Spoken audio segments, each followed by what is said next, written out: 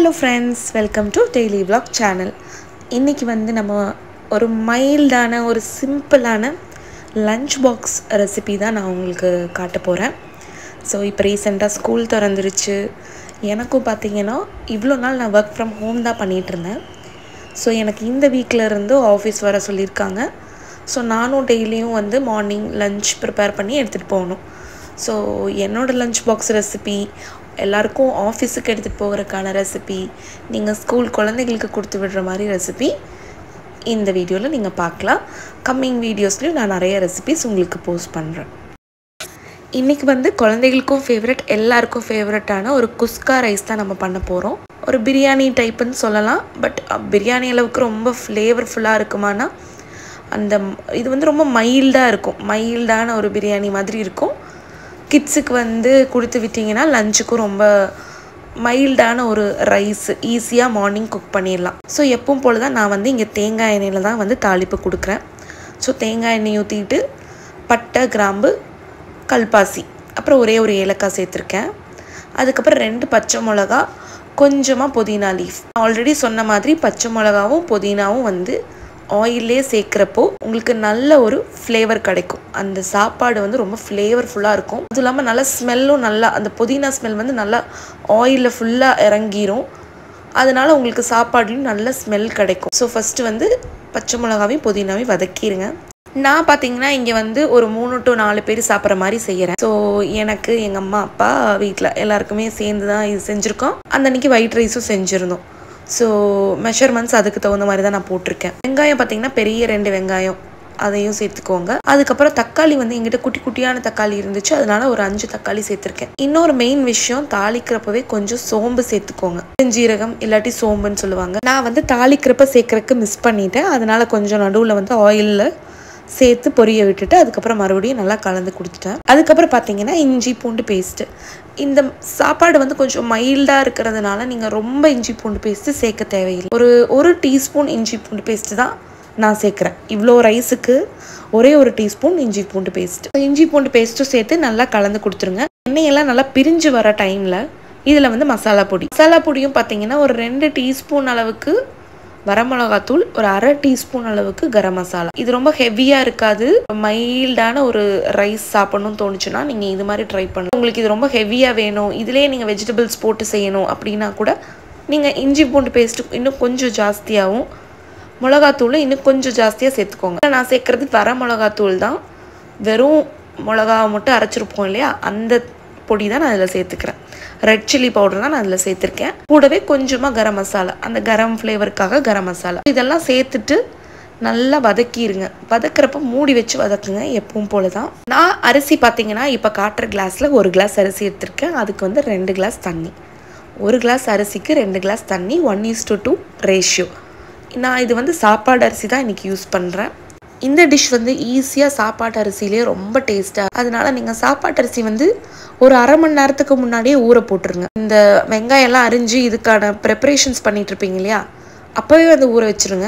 ஏன்னா வந்து சீரக சம்பா ரைஸ் அதெல்லாம் வந்து பார்த்திங்கன்னா ரொம்ப நேரம் ஊற வைக்க தேவையில்லை. அது வந்து ஒரு 15 to 20 minutes ஊற வச்சே நம்ம வந்து குக் பண்ணிடலாம். சாப்பாடு அரிசிங்கிறப்போ கொஞ்சம் ஊறுனா தான் நல்லா குக் ஆகும், டேஸ்ட்டாகவும் இருக்கும். ஸோ நான் வந்து ஆல்ரெடி ஊற வச்சுருக்கேன். நம்ம தண்ணி கொதிச்சிருச்சு, நம்ம அரிசியை சேர்த்துக்கலாம். இந்த டைம் நீங்கள் வந்து உப்பு செக் பண்ணிக்கோங்க, அதுக்கப்புறமா அரிசியை சேர்த்துக்கோங்க. நான் ஏற்கனவே உப்பெல்லாம் பார்த்துட்டேன், எல்லாம் கரெக்டாக இருக்குது. இப்போ வந்து நான் அரிசியை சேர்த்துக்கிறேன். அரிசியை சேர்க்குறப்போ கொஞ்சம் தண்ணி அதில் இருக்குது இல்லைங்களா, அது இருக்கட்டும். அதாவது சாப்பாடு அரிசிங்கிறப்போ கொஞ்சம் தண்ணி எக்ஸ்ட்ரா இருந்தாலும் அதாவது குழஞ்சு போகாது, ஒன்றுக்கு ஒன்று ரைஸ் ஒட்டாமல் தான் வரும். உங்களுக்கு குக்கரில் வச்சிங்கனாலே அப்படியே சூப்பராக இருக்கும். அதனால் கொஞ்சம் தண்ணி, ஒரு 1/2 கிளாஸ் தண்ணி எக்ஸ்ட்ரா இருந்தால் நல்லா தான் இருக்கும். இப்போ நம்ம அரிசி, கொஞ்சமாக கொத்தமல்லி எல்லாம் சேர்த்துட்டு கொஞ்சம் நல்லா கலந்து விட்டுருங்க. ஏன்னா அரிசியை போட்டுட்டு நம்ம அப்படியே விட்டுட்டிங்கன்னா அங்கங்கே வெள்ளையாக இருக்கும். அதுக்கப்புறம் நம்ம வெந்ததுக்கப்புறம் அது எவ்வளோ தான் மிக்ஸ் பண்ணாலும் ஒழுங்காக மிக்ஸ் ஆகாது. அதனால் அரிசி போட்டுட்டு நல்லா ஒரு டைம் கலந்து விட்டுட்டு ஒரு கொதி வந்ததுக்கப்புறம் குக்கரை மூடி விசில் போட்டுருங்க. இன்றைக்கி வந்து பார்த்திங்கன்னா இதுக்கான சைட் டிஷ் வந்து நான் பேபி பொட்டேட்டோ ஃப்ரை தான் பண்ணுறேன். எப்பவுமே வந்து பேபி பொட்டேட்டோஸில் ஃப்ரை பண்ணிங்கன்னா ரொம்ப சூப்பராக இருக்கும். நார்மலாக இருக்கிற பொட்டேட்டோலையும் இது பண்ணலாம், பட் டேஸ்ட் வந்து பேபி பொட்டேட்டோவில் பண்ணிங்கன்னா அதுக்கான டேஸ்ட் சூப்பராக இருக்கும். ஸோ நான் இந்த பேபி பொட்டேட்டோஸ் வந்து ஒரு 3 விசில் விட்டு எடுத்து வச்சுருக்கேன். அதுக்கப்புறம் அதோட தோலை எடுத்துருங்க. நீங்கள் வேக வைக்கிறப்போ வெறும் உப்பு மட்டும்தான் சேர்த்துருக்கேன். உருளைக்கிழங்கு கொஞ்சம் அது கவர் ஆகிற வரைக்கும் இருக்கிற தண்ணி ஊற்றிக்கோங்க. நிறைய தண்ணி ஊற்ற வேண்டாம். அந்த உருளைக்கிழங்கு மூழ்கூலையே அந்த அளவுக்கான தண்ணி ஊற்றிட்டு உப்பு போட்டு வேக வச்சு எடுத்துக்கோங்க. நான் 3 விசில் விட்டுருக்கேன். வேக வச்சு எடுத்ததுக்கப்புறம் கொஞ்சம் ஆறுனதுக்கப்புறமா தோலியெல்லாம் எடுத்துருங்க. எடுத்துட்டு அதை வந்து சின்ன சின்ன பீஸாக கட் பண்ணிக்கோங்க. ரொம்ப பொடி பொடியாக கட் பண்ணாதீங்க. ஒரு சின்ன சின்ன ஒரு சங்க்ஸ் இப்போ நான் கட் பண்ணுறேன் இல்லையா, அந்த சைஸ்க்கு கட் பண்ணிங்கன்னா போதும். இதுவுமே ஒரு சிம்பிளான ரெசிபி தான். ஸோ இந்த 2 ரெசிபியுமே நீங்கள் லஞ்ச் பாக்ஸ்க்கு குழந்தைகளுக்கு கண்டிப்பாக பண்ணி கொடுக்கலாம். மார்னிங் வந்து டக்குன்னு குக் பண்ணிடலாம். நீங்கள் இங்கே அரிசி தண்ணியில் போடுறப்போ இதை வந்து வேக வச்சு வச்சுக்கோங்க. ஸோ அது விசில் வந்து ஆறி உங்களுக்கு தோல் எடுத்து அப்புறம் ஜஸ்ட்டு தாளித்து விட்டிங்கன்னா போதும். இது கண்டிப்பாக எல்லாருக்கும் ஃபேவரட் ஃபுட்டாக தான் இருக்கும். ஏன்னா பொட்டேட்டோ வந்து எல்லாருக்குமே பிடிச்ச ஒரு டிஷ் தான். தாளிப்புக்கு நான் வந்து இன்றைக்கி கடலை எண்ணெய் தான் ஊற்றிருக்கேன். நீங்கள் வேணால் கோகோனட் ஆயிலும் கூட ஊற்றிக்கலாம். ரெண்டுமே சூப்பராக தான் இருக்கும். அதுக்கப்புறம் கொஞ்சமாக சோம்பு போட்டுக்கோங்க. சோம்பு போட்டுட்டு நான் இங்கே வந்து பெரிய வெங்காயம், ஒரு பெரிய சைஸில் ஒரு பெரிய வெங்காயம் வந்து தாளிப்புக்கு சேர்த்துக்கிறேன். சின்ன வெங்காயம் போட்டிங்கன்னா இன்னும் டேஸ்ட்டாக இருக்கும். ஆனால் நம்மளுக்கு மார்னிங் அதெல்லாம் அரியறதுக்கு நேரம் இருக்காது. அதனால நான் வந்து பெரிய வெங்காயத்தையே கட் பண்ணி போட்டுட்டேன். அதுக்கப்புறம் நம்ம கட் பண்ணி வச்சுருக்கிற உருளைக்கிழங்கு அது வந்து பார்த்திங்கன்னா இந்த மாதிரி தான் கலந்து கொடுக்கணும். நீங்கள் வந்து திருப்பி திருப்பி விட்டு கலக்கணும். அதாவது கரண்டி விட்டு ரொம்ப இப்படி கலக்குனிங்கன்னா அது ரொம்ப உடஞ்சி போய் பொடியாட்ட ஆயிடக்கூடாது. அந்த பீசஸ் வந்து அப்படியே இருக்கணும். அப்போ தான் வந்து அது சாப்பிட்றப்ப ரொம்ப டேஸ்ட்டாக இருக்கும். இதில் மசாலா தூள்னு பார்த்திங்கன்னா வரமிளகாத்தூள், நம்ம குழம்பு மசாலா தூள் கிடையாது, சாதா வரமிளகாத்தூளும் உப்பும் சேர்த்துருக்கேன். வேறு எதுவுமே சேர்க்கல. அதுக்கப்புறம் பார்த்திங்கன்னா கொஞ்சம் ஒரு கை ஃபுல்லாக ஒரு பூண்டு எடுத்துக்கோங்க. பூண்டை வந்து நல்லா தட்டி போட்டுக்கோங்க. இந்த பொட்டேட்டோ ஃப்ரைக்கு வந்து பூண்டு ஃப்ளேவர் ரொம்ப சூப்பராக இருக்கும். பூண்டும் சேர்த்தே இது கூட வதங்கணும்.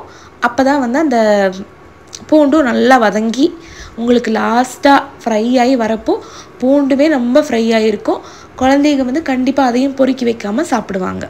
இன்னொரு விஷயம் பார்த்திங்கன்னா இது வதங்கிறதுல தான் இருக்குது. எவ்வளோ நேரம் நீங்கள் வதக்குறீங்களோ அந்த அளவுக்கு இது ரோஸ்ட் ஆகிட்டே இருக்கும். இது கொஞ்சம் கூட நீங்கள் ஒரு 15 to 20 minutes அப்படியே விட்டுருங்க அடுப்புலையே. ஸோ கொஞ்சம் நேரம் வதங்கட்டும். அப்புறமா கொஞ்சமாக லைட்டாக கொத்தமல்லி புதினா அது போடணுன்னு இருந்தால் போட்ட போதும். ஸோ நான் இங்கே கொஞ்சம் என்கிட்ட இருந்தது போட்டிருக்கேன். இப்போ ஒரு 20 minutesக்கு அப்புறம் பார்த்திங்கன்னா அப்படியே சூப்பரான பேபி பொட்டேட்டோ ஃப்ரை இல்லாட்டி ரோஸ்ட் ரெடி ஆகிடுச்சு. கண்டிப்பாக இதே மாதிரி நீங்களும் ட்ரை பண்ணி பாருங்கள். பார்த்தீங்கனாலே தெரியும் அது எவ்வளோ கிறிஸ்பியாக, வெளியே எவ்வளோ கிறிஸ்பியாக இருக்குது, உள்ளே அவ்வளோ சாஃப்டாக இருக்குது. ஸோ நம்ம அதெல்லாம் ரெடி பண்ணி வச்சுட்டு ஃபுல்லாக கிச்சன் டாப்லாம் க்ளீன் பண்ணியாச்சு. அதுக்குள்ளே நம்ம விசிலும் நின்றுச்சு. இது பார்த்திங்கன்னா ரைஸ் சுத்தமாக குலையவே இல்லை, அவ்வளோ சாஃப்டாக ரெடியாக இருந்துச்சு. நான் சொன்ன மாதிரி மைல்டான ஒரு ரைஸ் இது. உங்களுக்கு பார்த்தாலே தெரியும், அந்த கலர் பார்த்திங்கனாலே தெரியும், ரொம்ப மைல்டான ரைஸ். இதில் நீங்கள் கலந்து விடுறப்போ வேணும்னா கொஞ்சம் நெய் ஊற்றிக்கலாம். இந்த 2 ரெசிபியும் நீங்களும் ட்ரை பண்ணி பாருங்கள். இந்த வீடியோ பிடிச்சிருந்துச்சுன்னா ஒரு லைக் பண்ணுங்கள், சேனலை சப்ஸ்கிரைப் பண்ணுங்கள். Thank you friends.